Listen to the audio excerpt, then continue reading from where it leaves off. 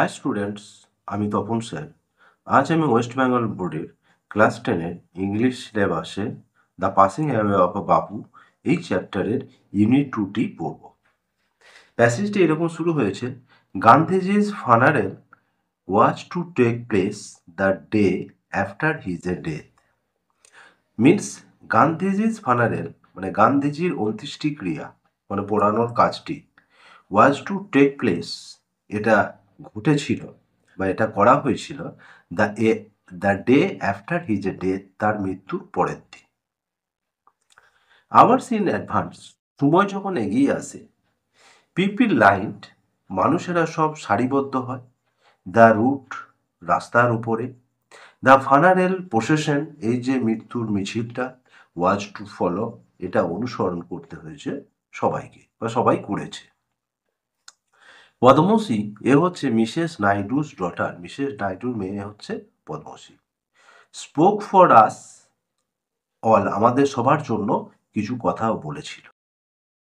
When she said simply, এবং যখন সে খুব সাধারণভাবে বলেছিল উই উইল ওয়াক, আমরা হাঁটব।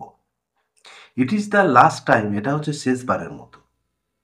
We shall be walking with Bapu, আমরা অবশ্যই বাপুজির সঙ্গেই হাঁটব, এই কথাটি তিনি বলেছিলেন। তাহলে এই 3 লাইনের মিনিংটা মোটামুটি ক্লিয়ার হয়েছে আশা করছি, যে গান্ধীজির বডিটি পোড়ানো হয়েছিল তার মৃত্যুর পরের দিন, এবং সময় এগিয়ে আসছিল, মানুষেরা সব রাস্তার উপরে সারিবদ্ধ হয়েছিল এই মৃত্যু মিছিলের জন্য, এবং এটা সবাই ফলো করেছিল।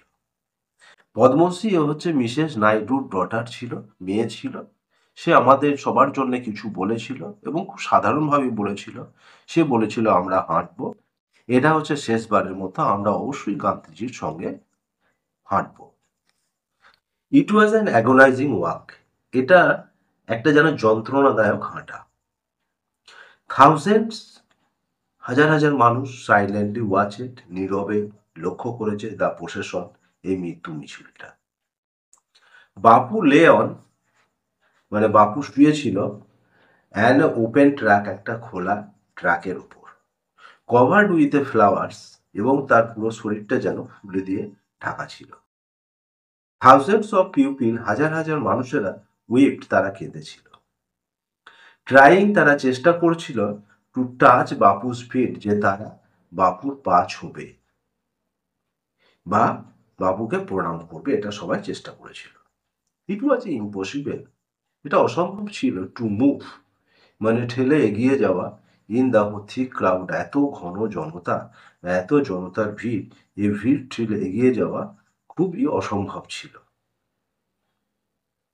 As I moved forward slowly, মানে যেইমাত্র আমি সামনের দিকে ধীরে ধীরে কিছুটা এগিয়ে গেলাম, আই আন্ডারস্টুড, আমি বুঝে গেলাম, I was not merely in the midst of a grieving people, যে আমি শুধু কেবলমাত্র এই সমস্ত মানুষদের মধ্যে, আমি শুধু একলাই শোকার্তু নয়, মানে আমি শুধু একাই শোক পেয়েছি তাই নয়, এরা সবাই শোকার্তু, মানে এরা সবাই শোক পেয়েছে।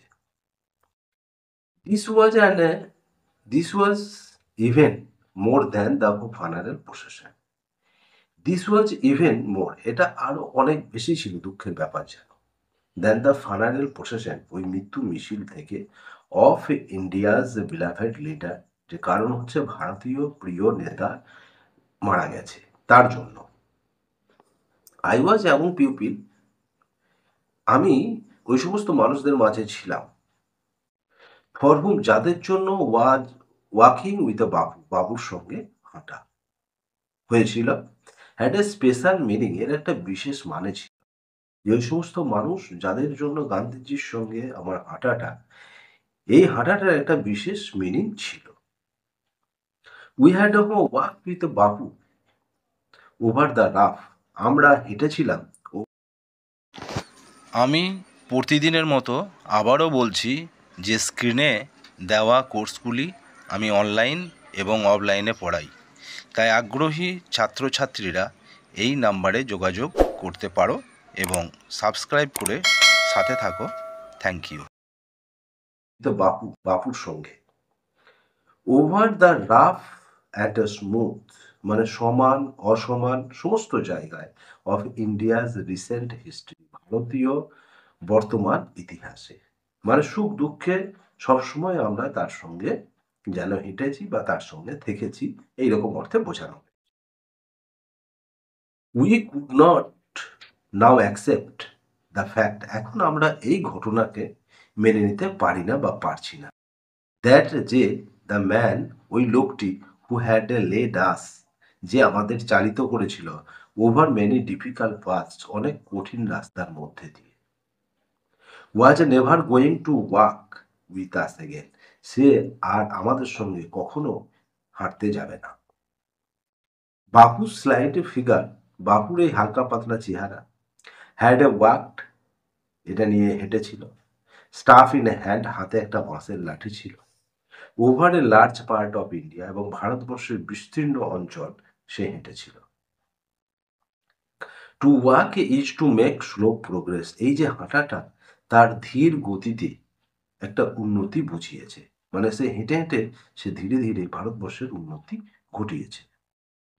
ইট ইজ টু থিঙ্ক, এটা ভাবতে হয়, উইথ এ ক্লিয়ারিটি, স্বচ্ছতার সঙ্গে, অ্যান্ড এবং ক্লোজলি, খুব নিবিড়ভাবে, লুক অ্যাট, তাকিয়ে দেখতে হয়, all that is around you, যে ওই সমস্ত মানুষদের বা যা কিছু আছে যা তোমার চারপাশে, সেই সমস্ত সম্পর্কে খুব স্বচ্ছতা এবং খুব নিবিড়ভাবে ভেবে দেখতে হয়। ফ্রম এ স্মল ইনসেক্টস, ছোট ছোট পতঙ্গ থেকে শুরু করে, টু দ্য হরিজন, সেই যে দিগন্ত বরাবর, ইন দ্য ডিস্টেন্স, এই দূরবর্তী অঞ্চল পর্যন্ত। মোরওভার, আরো বেশি করে, to walk was open the only way open to the average India. Moreover, আরো বেশি করে, টু ওয়াক, এই যে হাঁটাটা, ওয়াজ ওপেন, এটা প্রায়ই দ্য অনলি ওয়ে ওপেন, কেবল একমাত্র রাস্তা খুলে দেয়, টু দ্য অ্যাভারেজ ইন্ডিয়ান, যে গড় ভারতবাসীর কাছে বা সব ভারতবাসীর কাছে। ইট রিকোয়ার্ড নো ভেহিকেলস, এর জন্য কোনো গাড়ির প্রয়োজন হয় না, এক্সেপ্ট হিজ ওন বডি, শুধুমাত্র তার নিজের শরীরটা থাকলেই হবে, অ্যান্ড এবং কস্ট হিম নাথিং, এর জন্য কোনো খরচাও হয় না, বাট হিজ এনার্জি, শুধুমাত্র তার শরীরের কিছুটা শক্তি ক্ষয় বা এনার্জি খরচা করলেই হয়। গান্ধীজি টুক দিস এ নেসেসিটি, গান্ধীজি এই প্রয়োজনীয়তাটাকে গ্রহণ করেছিল। As he took much that was a common place, was transformed it into a joyful report. Gandhiji took this necessity, Gandhiji এই প্রয়োজনীয়তা মেনে নিয়েছিল, এবং অ্যাজ হি টুক মাচ, যেহেতু সে অনেকটা বেশি নিয়েছিল, দ্যাট ওয়াজ, যেটা হলো, কমন প্লেস, যে সাধারণ জায়গাগুলো, ওয়াজ ট্রান্সফর্মড, এগুলো পরিবর্তন করে দিয়েছিল, it into a joyful effort, খুব আনন্দমুখর প্রচেষ্টার সঙ্গে। ক্লিয়ার হয়েছে? এখানকার বিষয়বস্তুটা যদিও একটু শক্ত শক্ত, তবুও আমরা সোজা করে বোঝার চেষ্টা করব। যে যেইমাত্র লেখক বলেছে আমি ধীরে ধীরে সামনে এগিয়ে যাওয়ার চেষ্টা করলাম বা এগিয়ে গেলাম, তখনই আমি বুঝতে পারলাম যে আমি শুধু এই সমস্ত মানুষদের মাঝে একাই শোকার্ত নয়, এখানে যত মানুষ আছে সবাই শোকার্ত, এবং এই দুঃখটা মৃত্যু মিছিল থেকে একটু বেশি দুঃখ ছিল ভারতবাসীর কাছে, কারণ হচ্ছে তাদের প্রিয় নেতা মারা গেছে তার জন্য। এবং কি বলেছে যে I was a among pupil for whom, আমি ওই সমস্ত মানুষদের মাঝেই ছিলাম যাদের জন্য বাপুজি হেঁটেছিল, এবং তার হাঁটাটার একটা বিশেষ অর্থ বা মিনিং ছিল। আমরা বাপুজির সঙ্গে সবসময় হেঁটেছিলাম সুখে দুঃখে, বা হুম কি বলবো, যে অসমান সমান সমস্ত রাস্তায় আমরা তার সঙ্গে হেঁটেছিলাম ভারতবর্ষের বর্তমান ইতিহাসে। আমরা এখন এই ঘটনাটা মানতে পারছি না যে সে মারা গেছে, এবং কি, যে হু হ্যাড এখন লেড, যে মানুষটা আমাদের পরিচালিত করেছে এত কঠিন রাস্তার মধ্যে দিয়ে, সে আর আমাদের সঙ্গে কখনো হাঁটবে না, এটা আমরা মানতে পারছি না।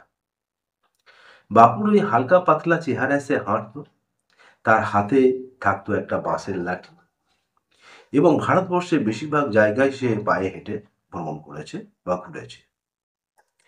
তার এই পায়ে হাঁটাটা ধীরে ধীরে ভারতবর্ষের উন্নতি ঘটিয়েছে, এবং এটা ভাবতে গেলে খুব স্বচ্ছতা এবং খুব নিবিড়ভাবে ভেবে দেখতে হয় যা তোমার চারপাশে আছে। সেটা ছোট, ছোট পতঙ্গ থেকে শুরু করে দূরবর্তী অঞ্চল পর্যন্ত সবকিছু নিয়ে ভাবতে হবে। আরো বেশি করে বলা যায় যে তার এই হাঁটাটা এই যে সব ভারতবাসীর কাছে যেন একটা রাস্তা খুলে দিয়েছে। এর জন্য কোনো আলাদা কোনো খরচা হয় না। শুধুমাত্র বা অন্য কোনো গাড়ির প্রয়োজন হয় না। এখানে শুধু নিজের বডি থাকলেই হবে আর নিজের শরীরের একটু ক্ষমতা খরচা করলেই হবে। গান্ধীজি এই প্রয়োজনীয়তাটা বুঝেছিল বা এর গুরুত্বটা বুঝেছিল এবং সে এটাকে একটু বেশি করেই নিয়েছিল যে পায়ে হেঁটে আর নিজের শরীরের এনার্জি খরচা করেই এই কাজটা সে করেছিল এবং যাতে করে সে আনন্দমুখর প্রচেষ্টার মধ্যে ভারতবর্ষের বেশিরভাগ সাধারণ জায়গাকে একটু উন্নত জায়গায় পরিণত করে দিয়েছিল বা পরিবর্তন ঘটিয়ে দিয়েছিল। ক্লিয়ার হয়েছে এবারে বিষয়বস্তুটা? ইউনিট 2 এর বিষয়বস্তুটা কিছুটা এইরকম।